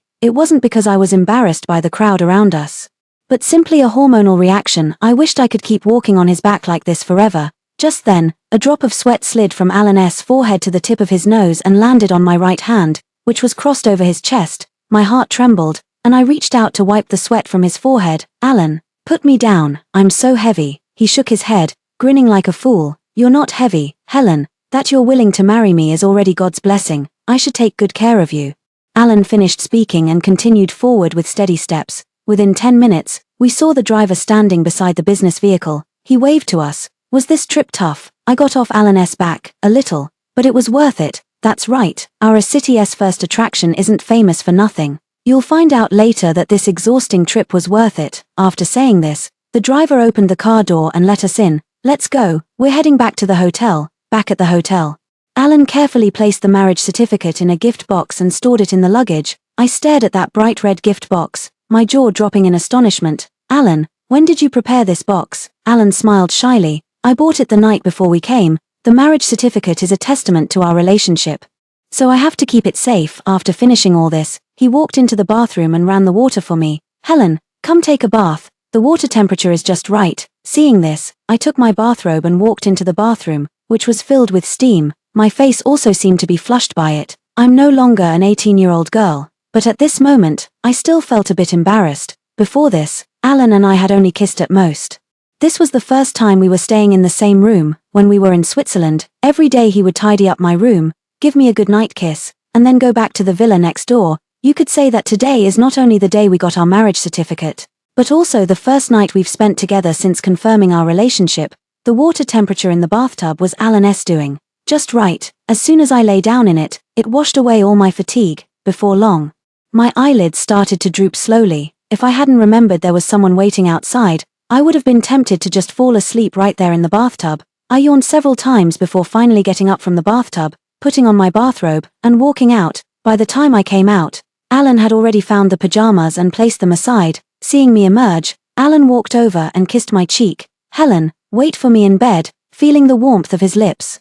My face instantly flushed hot. For a moment, it felt as if I had returned to my youthful days. My heart felt as if pierced by Cupid's arrow, pounding wildly. I ignored him, walked directly to the bed, and curled up under the covers. At that moment, Alan's deep laughter reached my eardrums. Ha ha. My face flushed even redder. I buried my head in the blanket, utterly mortified. I didn't emerge from under the covers until I heard the bathroom door close. Then I picked up the hairdryer from the bedside table and started drying my hair, but after a moment, footsteps approached from behind, and my hand suddenly felt empty. Alan had taken the hairdryer from me and started drying my hair himself. The gentle hum of the hairdryer buzzed in my ears while Alan's slender fingers kept running through my hair. I could clearly feel my scalp tingling with sensation. After my hair dried, Alan led me to the bed, his voice carrying a hint of temptation. Helen, wait for me to dry my hair, then I'll come keep you company. Listening to his voice, as mesmerizing as poppy flowers, my world seemed to fall silent, leaving only the constant thumping in my chest and the sound of my own breathing. Suddenly, my phone vibrated twice, pulling me out of this tense mood. I steadied my mind, opened my phone, and saw a message from Jade. Baby, how is it? Is married life everything you wanted? And, is Alan so much better than Alvis? After reading Jade's message, my gaze involuntarily drifted toward the man drying his hair over there. The man's back was imposing and tall. At 6'3", he stood a full head taller than me. Just standing there, he resembled a fierce lion, exuding an overwhelming aura of masculinity. If I didn't know Alan, I wouldn't have realized that beneath his powerful and imposing exterior lay a tender heart. Helen, what's wrong? I'll be done soon. As if sensing my gaze, Alan turned off the hairdryer and looked back at me, caught peeking. I quickly lowered my head and sent a message to Jade. Shut up, Jade, it's all your fault. Just as the message was sent, Jade replied, what, did it not go well, or has it only been 3 years and you're already useless? Looking at this message, I gritted my teeth and frantically tapped on the keyboard. Jade, should I tell your boyfriend that you secretly drank with the guy at the bar? I clearly remember 3 days ago Jade told me she secretly went to the bar behind her husband's back and called over a young hunk. Feeling my threat, Jade quickly begged for mercy. No, no, Helen, I was wrong. If you tell him, you won't see me again. Jade and her boyfriend are people I met after arriving in Switzerland. The two of them have always had a very good relationship. However, Jade always felt that he was too clingy and never gave her any personal space. So she would often sneak out without telling him. Every time she went out, she would get caught, and then there would be a round of punishment. 3 days ago, when she successfully escaped from prison for the first time, she came straight to me to show off, and now, that very fact has become my leverage over her. Otherwise, this time, I would definitely be Jade's laughingstock. However, in less than a minute, Jade's voice call came through. Helen, save me, Helen, you have to explain for me.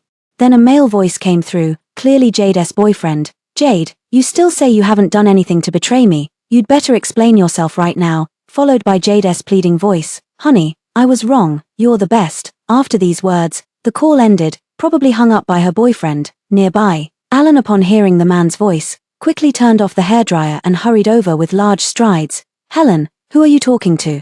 I looked at his handsome face and explained softly to him, it's Jade. She got caught by her boyfriend while flirting with other guys, and now she's being punished. Their relationship has always been like this. Jade flirts around everywhere, and her boyfriend chases after her. However, Jade wouldn't do anything outrageous. It's just that the things she does, well, are a bit annoying. Hearing this, Alan looked at me with a slightly aggrieved expression.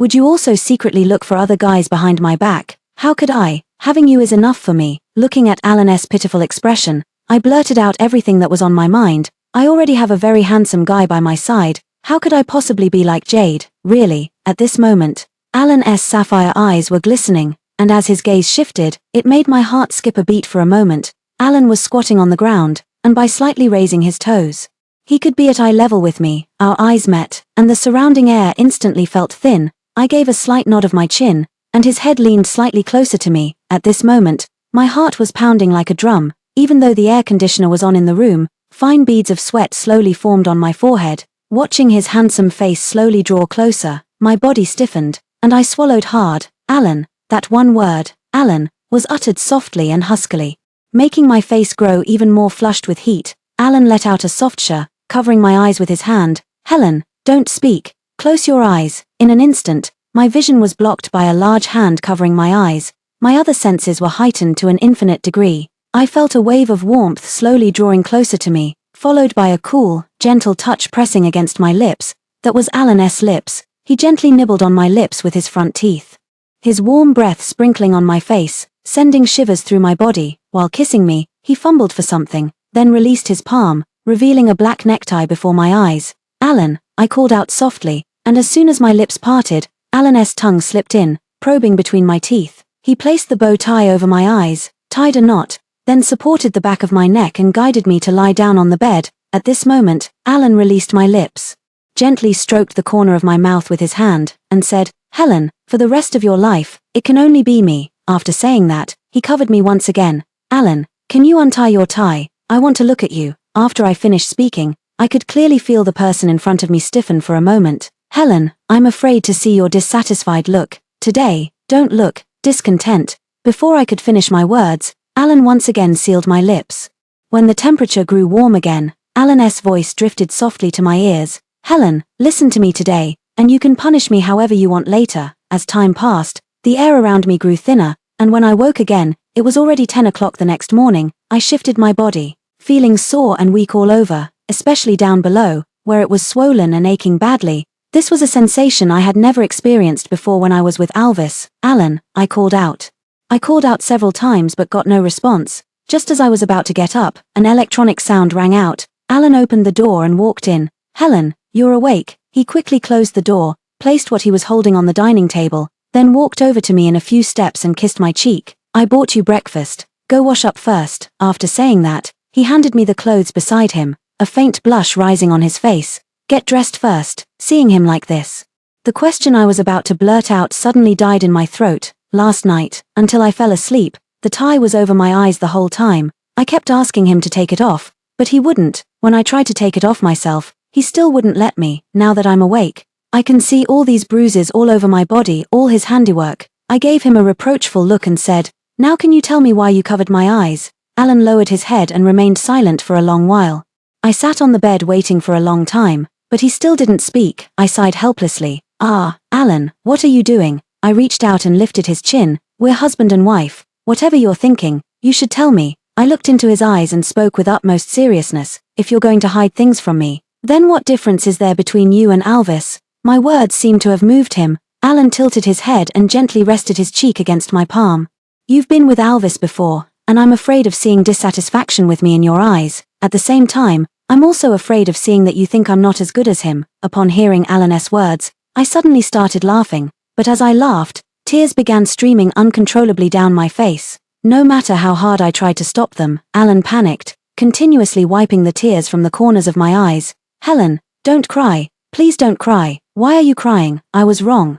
I know I was wrong. Please don't cry, okay? But Alan, the more he spoke, the louder I cried, and before long, I was holding him, lying on his shoulder. A circle of moisture bloomed on his white shirt. All along, I thought I was the only one treading carefully, afraid the other would find me lacking. I'm afraid Alan will look down on me for having lived with Alvis for 7 years. I'm afraid he'll look down on me for having had an abortion for Alvis, but it turns out, he was also afraid that I would look down on him. But what was he afraid of? In my heart, he has always been the best. Alan held me in his arms, continuously whispering soothing words. He kept saying he was wrong, that he shouldn't have covered my eyes. Shut up, don't speak, I snapped harshly. He froze in fright at my tone and truly stopped talking, only continuously stroking my back. It took quite a while before I finally stopped crying. Alan, you're not wrong, you've never been wrong.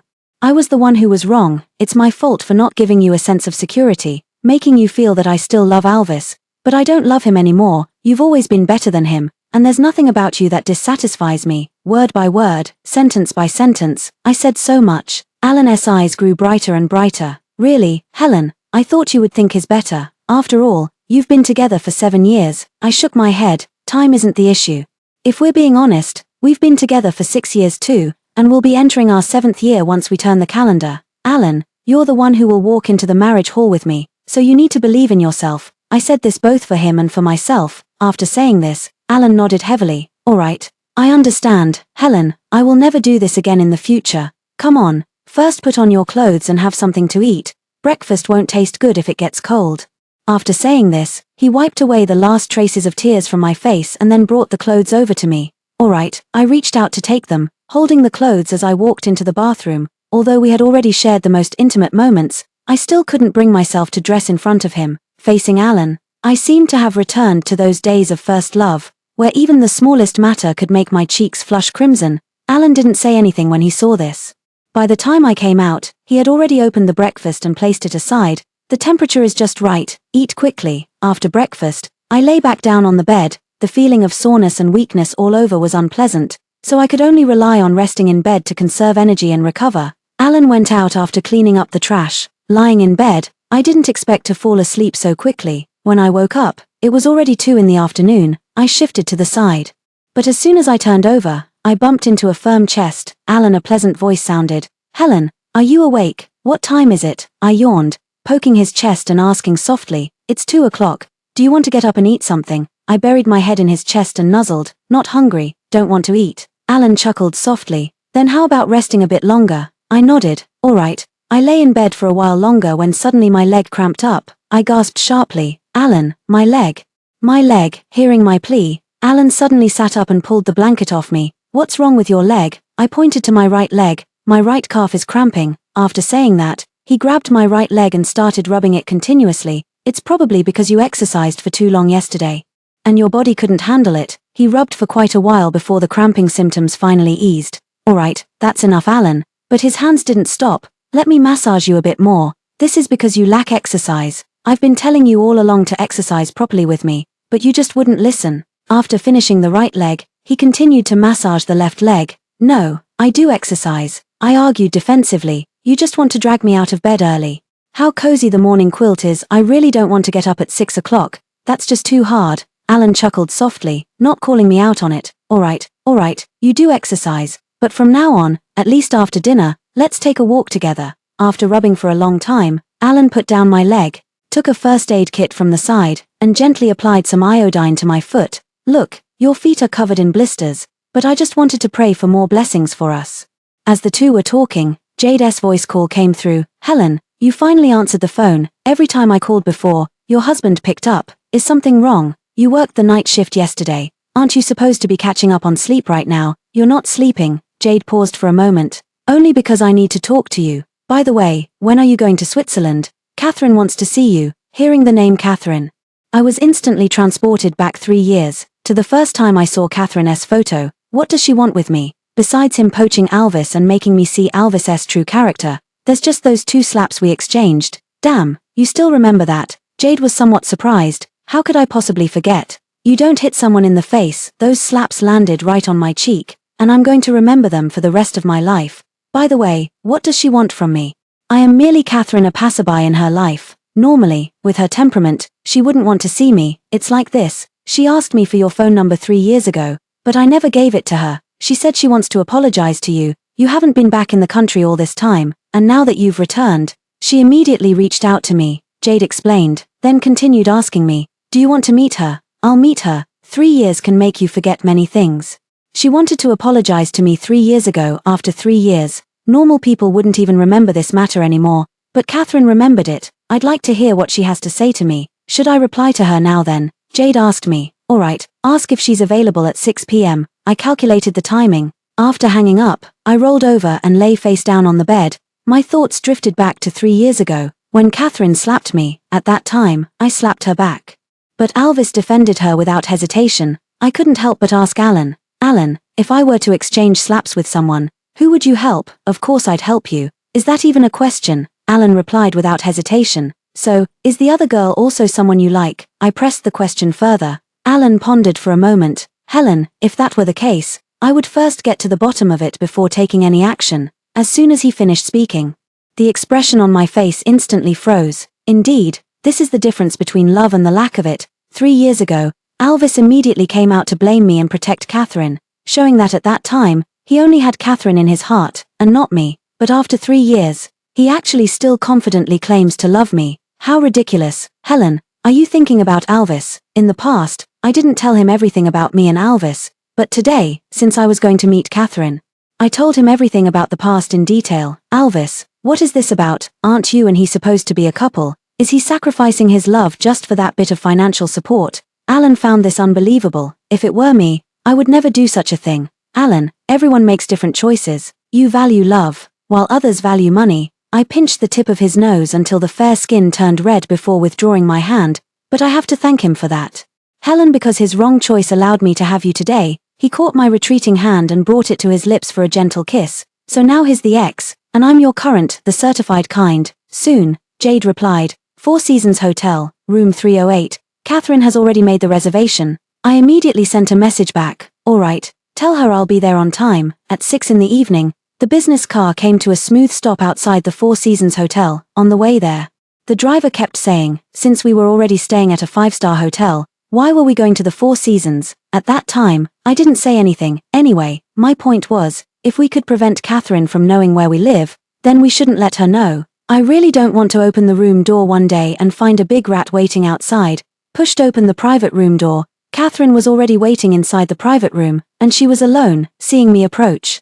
She immediately put on a smile and stood up. Helen, we meet again. I carefully observed the woman before me. She seemed much more mature than before, and not as impulsive as she used to be. Alan moved aside a stool, and I promptly sat down on it. It's been 3 years already. Why are you looking for me now? I don't recall us having much of a connection. Catherine wasn't annoyed either. She slowly sat down. I'm sincerely apologizing to you. At the same time, I also want to thank you. Truly, if it weren't for you, I'm afraid I would have been dragged down as well, Catherine said with utmost seriousness. Oh, do elaborate. Jade has already told me what happened after I left, but since the person involved is here today, I want to hear her most genuine feelings. Alright, I'll tell you everything, Catherine said, completely unfazed by my rudeness. I sat nearby, quietly watching her. Alvis had an ulterior motive with me. He schemed to make me fall in love with him in order to access the funds of the Christian family. Our Ford family has a piece of land, the Christian family really needs it, and my family also wants to find me a marriage partner for an alliance. Then I told everyone outside, whoever marries me will get this piece of land. This matter Alvis did mention to me, just not as detailed as Catherine described, so in the end, he went behind my back to win you over just to become your fiancé. Catherine nodded. I was young back then, unaware of how cruel a man's heart could be. Alvis is truly skilled at deception. When he doesn't love you, He can pretend to love you 130%. I truly believed back then that he was madly in love with me, at that time. He said you were just clinging to him and that he didn't like you, which is why I went to find you. Now I want to say I'm sorry to you." Catherine spoke very sincerely. I nodded. "I forgive you." I can tell she was sincerely apologizing to me, otherwise, she wouldn't have come to find me after 3 years. "Thank you. Not only for forgiving me, but also for helping me climb out of the mire. If you hadn't left so decisively back then, in a few more months, I might have truly been unable to escape from Alvis's false affection. After you left, Alvis came to find me. He said it's you he loves." Catherine finished speaking, and my grip on Alan's hand tightened slightly. Truthfully, I still believe Alvis doesn't love me. What she really wants is to stabilize the situation between me and Catherine. If I had compromised back then, he might have ended up marrying Catherine directly, while still keeping me appeased. What men fear most is wanting everything, and Alvis is exactly that kind of person. Alan sensed my unease and gently squeezed my hand. "Helen, the one beside you now is me, not him." Alan finished speaking, and Catherine shifted her gaze to his face. "This must be your lover, right? Definitely much better than Alvis. He is indeed better than Alvis." My gaze lingered on Alan's face as well, meeting his eyes. The longer time passed, the more I could feel the deep affection in his eyes. Once, I had also felt this kind of affection in Alvis's eyes, but as time went by, the love in his eyes grew thinner and thinner, until finally, the appearance of Catherine completely extinguished it. "I also want to thank you." I looked at Catherine. "If it weren't for you, I might never have escaped the fortress Alvis built around me. I had loved him for 7 years. Extricating myself from 7 years of emotions without a catalyst would have been incredibly difficult. And Catherine gave me that catalyst. After leaving the Four Seasons Hotel, I suddenly felt completely at ease." Alan held my hand, walking silently along the streets of City A. At night, City A was ablaze with lights, breathtakingly beautiful, but for a long time to come, my presence would no longer be found here. "Alan, let's return to Switzerland tomorrow." Alan's company is in Switzerland, and the place where I work now is also in Switzerland. Perhaps when I grow old, I will return to City A to retire, but at least I won't be staying here now. Here lies the love that has been dead for 7 years. Here is buried the passion I held for 7 years. But when I'm old, perhaps when my thoughts have changed, I will return to this land that gave me life and raised me. Alan tightly held my hand. "All right, for the rest of my life, I shall not betray my true heart." The end.